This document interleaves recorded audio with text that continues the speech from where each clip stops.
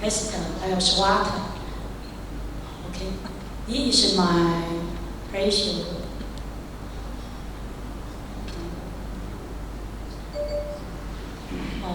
This pest analysis. Okay, that's all very close. I think you may. Is my ratio to intertoxic, my shape and recent, my starting and so.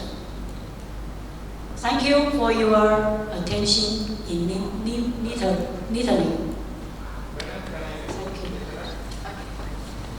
So, sorry to interrupt. I think first advice is, do not boil the ocean if you want to make a cup of tea. Do eat whatever you can digest. The two principles you follow in research. You are starting with the whole China and saying the media, what is media? That's not very clear. Focus and tune your research topic, which is doable. What you are mentioning about the cultural media is not clear. And what do you mean by maker? Who is the maker? So these are all assorted pieces you have just put together. It is not taking you in any direction. So follow the word. Do not boil the ocean. To make a cup of tea, you need only this much of water. So do and go in-depth research of that part. Okay, you are early stage of research, that we all understand. But you narrow down your topic. Thank you. Thank you. Okay, for your information, especially for the PhD students, right? When you do your paper, when you do your research, the most important things is you find out what is the problems. When you do your problems, you know the problems, you try to narrow down. Because your topic sometimes when you talk about organization or education and etc. is very big, right? It seems like our colleague just a senior professor, is a senior professional, which is organization. So you narrow down. When you narrow down, you can see the impact, the influence, and so on. Seems like our friends here talk about the culture media, right? So you narrow down and you can find it, like our professor said. Thank you, Cici. Thank you. Okay, for the next participant, I would like to invite Dipesh Kumar.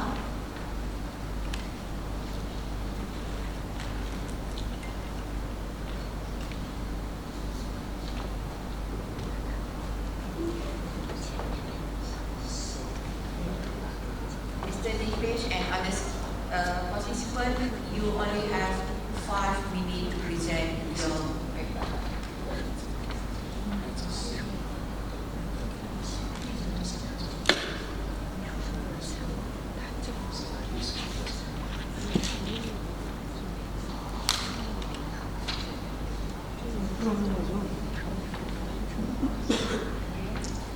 You have 5 minutes to present. Maybe you can provide what is your title, your problem statement.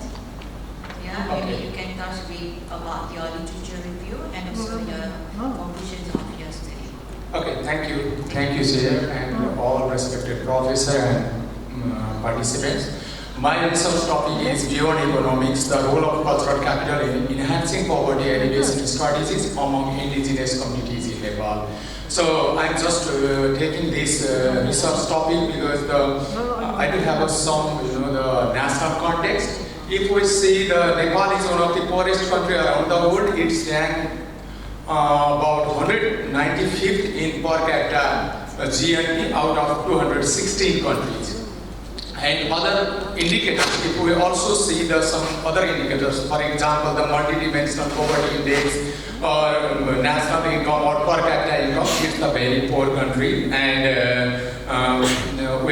just trying to elevation of that poverty since 4 decades. To address the poverty in Nepal, development policies has focused on economic and social areas like increasing income, improving education, expanding health services, and building infrastructure, etc., etc. So in this context, cultural, if we analyze, if we review the whole entire periodic plan, 1 to 15, we just completed 15 5-year periodic plan. We are just focusing to the economic capital, not the cultural capital. So my research problem is that the cultural capital could play a significant role in elevating the poverty, especially within Nepal's indigenous and tribal communities. The main aim of this, objective of this research is to examine the role of cultural capital within the Tharu indigenous community in Dallagaon, Badia. It's the particular district of Nepal, and particularly village of that. Dallagaon is a village, kind of village settlement. Nepal, and focusing on the potential in invigorate the community, create economic opportunities, and empower the marginalized groups. So how the people are capitalized the culture. So I'm just trying to explore that kinds of cultural capital with the relation with the poverty elevation or poverty reduction. So my research methodology is participant observation. I spent about 15 days over there and just observe the ground reality, local lifestyle, cultural practices, and the interaction with the homestay programs. And I also take some interviews with the 13 respondents. I also conducted one focus group discuss on the research area and data collection. During researcher spent about 15 days in the community. And in the data collection method, the qualitative analysis, thematic analysis, narrative analysis, and the assessment of the socio-economic changes in the research area. So cultural capital, if we see so many, the literature who can found about the cultural capital, basically the Pierre Bourdieu, who is the great sociologist in the 1970s decade. So he spent so many times, so many country literature about the cultural capital as well. So and Prost by his one book published in the 2001 that also deal about the role of cultural capital in the economic growth, not in the poverty elevation, but he discussed more about the economic growth. And we also found some literature, for example, the Huntington, he also published one book in 2000 and explained the importance of culture in the economic activities and development. And he strongly argued that the culture played an important role behind the South Korea's development. There are so many such kinds of literature we can found, and the cultural values are closely related to the economic growth. According to the Hills, the Asian values such as group spirit, mutual assistance, and trade provide the correct way for the economic growth in these countries. So there are so many. I also just mentioned one, the Cousins statement. Few years ago, the economic theorists typically focused on the economic capital, not other kinds of capital, for example, the cultural capital. But right now they are focusing or engaging in the cultural capital as well. Are you raising the hand, Professor? Oh, I'm sorry. So, analyzing these factors reveals that non-economic elements such as culture significantly influence the economic behavior. And if we see the poverty elevation strategies in Nepal, in 1995 to 1996 is the Nepal Living Standard Survey. It said about the 41.80% below the poverty line. And it's the poverty line mentioned 2,136 calories per day. So in 2021, if we see the multidimensional poverty index, the data which was published by the National Planning Commission of Nepal about the 17.4% population under the below the poverty line. So, if we carefully study the 15 periodic plans that have been implemented since 1956 and ongoing plans of Nepal, it seems that after the 7th plan, policies, strategies and programs have been set down with poverty elimination as the main priority of national goal. But still the poverty line, below the poverty population is very high. So, in this context, I am just discussing about the role of cultural capital in poverty elevation in the Tharu community. And the Tharu community, Tharu is the indigenous group, and this one is the third largest population of Nepal, and they are starting to the homestay program for capitalizing their culture in their village. There is the 110 population, my university is the 110, and 110 household, not only the persons. So I conducted this research over there. So this is the qualitative research. So one of my respondent woman just discussed about through our homestay, we showcase our Tharu culture in our guests, to our guests. They particularly enjoy the Tharu dance and are drawn to our food, culture, traditions and handicrafts. We have observed that guests are not merely seeking convenience, but are interested in experiencing and apprehending our cultures. Excuse me. So, excuse me. You hear me? Yeah, 1 minute here. Just go to the conclusion. Please. Okay, that's fine. So if I just collected some data from that 13 participants, and if we see that the before starting that homestay is the 74.2% people have the 0 to 10,000 Nepali rupees per month. But right now, 30 to 40,000 Nepali rupees, they have a monthly income. So, my conclusion, the cultural capital stands a fundamental pillar of economic prosperity for the Tharu community in Nepal. Through the effective utilization of their cultural heritage, including aspects such as the cultural tourism and the traditional knowledge, that Tharu community has made substantial studies in the poverty alleviation and the economic empowerment in their own community. Recognizing the value of cultural capital is crucial for both the Tharu community and broader national economic development as well. So, integrating cultural capital into the poverty alleviation strategies is essential for the fostering sustainable development and economic growth throughout the country. Thank you. It's my presentation. Please. Since I am on the topic, so don't mind, but the question arises, I think you have a point. But the way you approached, I beg to differ. Because what is GDP and what is poverty? The GDP is an index of poverty, but you have to define what is poverty. Poverty means sadness, unhappiness, and less what he is getting than he should have. So that is why in Western economy based on GDP, and that's a GDP indicates that is your per capita income of the individual, and which gives him a better form of life. But you are contesting that concept itself. Even if you look at Bhutan, that happiness index, even in the northern Europe, they also started following called happiness index as the measurement of prosperity. That means, is the materialistic world gives you happiness and prosperity? Oriental thinking is that sometimes it is not.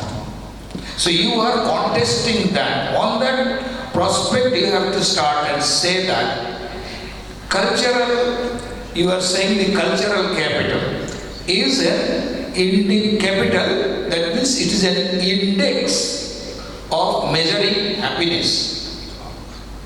That when you are unhappy, if you are poor, you are not able in a position to meet two ends, needs and wants, with your income you are unable to meet. That is why your poverty is. And that is why the GDP index is indicating. But you are contesting that very concept. So you have to begin with that. Am I correct or understanding? I want to know others' opinion, especially Rose's opinion, because she is also an economist. She should think about it. Yeah. Yeah. So poverty word you need to contest, and meaning of poverty has to be redefined, and it is the giving an ambiguous meaning, as my colleague already pointed. Yeah, thank you, Professor. Sorry, I just wanted to ask about some of the terms. Cultural capital. We have human capital, Prof, actually. And for cultural capital, you have cited a particular author. Now, my question is he exactly defined correctly cultural capital? Because sometimes it could be wrong when we cite someone who has come up with this idea. So we have to look at it either as cultural roles or cultural practices or cultural aspects. Yeah, that's right. Thank you. Yeah, thank you, Professor. Yeah, it's very important feedback for me, and I will also review that measuring the happiness perspective as well that providing. And thank you. I appreciate that feedback for me. And yeah, of course, I am just using the term cultural capital because the culture means is the way of life, and there is the two kinds of culture. Traditional kind of which one is the, for example, in two types of culture. One is the we can see very the materialistic culture like some art or something like that, heritage places or that, and one of the inherent inside the human, right? So I'm just talking about the cultural capital because I'm just taking that idea by the Pierre Bourdieu, who was the sociologist, and I just use the term beyond the economics. So I'm just, but I'm more focused to taking some ideas from the Pierre Bourdieu. So I also agree with you. These all are not that kinds of cultural capital, but cultural aspect as well. So I try to incorporate that idea in my paper as well. So thank you very much for your insightful feedback. Focus on happiness. Okay, thank you, Mr. Dipesh. Very good presentations because we don't have enough time. Okay, now I would like to invite Mr. Thank you very much. I would like to invite Mr.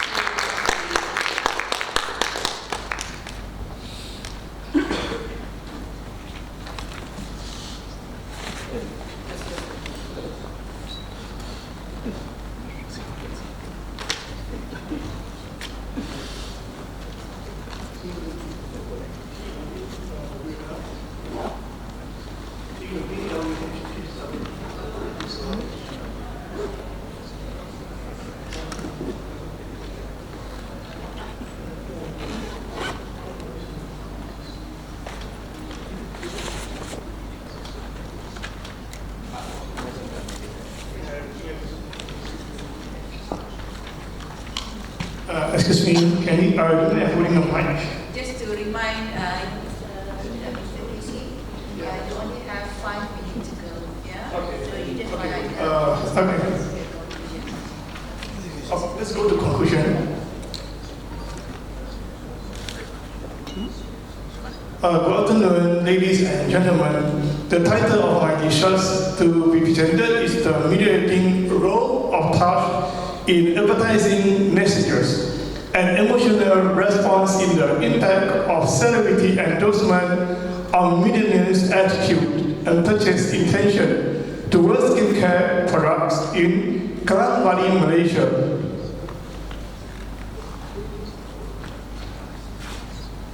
Celebrity endorsement is a form of a brand or advertisement campaign that involves a well-known persons using their friends as spokesperson to help promote products and services. Celebrity is a famous person such as actor, models, sport athletes, entertainers, musicians, businessmen, politicians, fictional celebrities. The problem statements of my research is, despite the positive effects developed in previous research across different industries, there are identified gaps in the celebrity endorsement literature. Some earlier studies adopt a narrow direction perspective overlooking complex meaning interactions critical in modern consumer celebrities relationships. A population class is heterogeneous in prior research, particularly concerning age groups, gender, ethnicities, and other demographic factors. An heterogeneous knowledge gap exists in prior research on celebrity endorsement theory, although celebrity endorsements are often perceived as bridging the gaps between brands and consumer, enhancing the persuasive nature of advertising message. Incorrect endorsement can lead to negative publicity and damage a brand reputation. For example, Omirugi Adogiri worry and nonsense. Okay, and you see on 2022 case. From the review of prior research, the researcher also identified a methodology gaps related to the lack of appropriate research methods for assessing the outcomes of celebrity endorsements. We have to. Is there only slide? I need to slide this. Yeah, to move the slide. Can you please go direct to the problem statement? Yeah. The problem statement slide. Yes. Okay. Sorry. Yeah, that's one problem statement. Okay. There are data gaps in available information for previous research, emphasizing the need for future research to collect data on specific populations or develop new measures for particular constructs. Despite various studies on the topic, existing research methods may not be suitable for assessing the complex relationship between consumers and celebrity outcomes. Therefore, further research is essential for marketers and researchers to understand the impact of celebrity endorsement in advertisement. The objective of my research is the primary objective of my research is to bring a better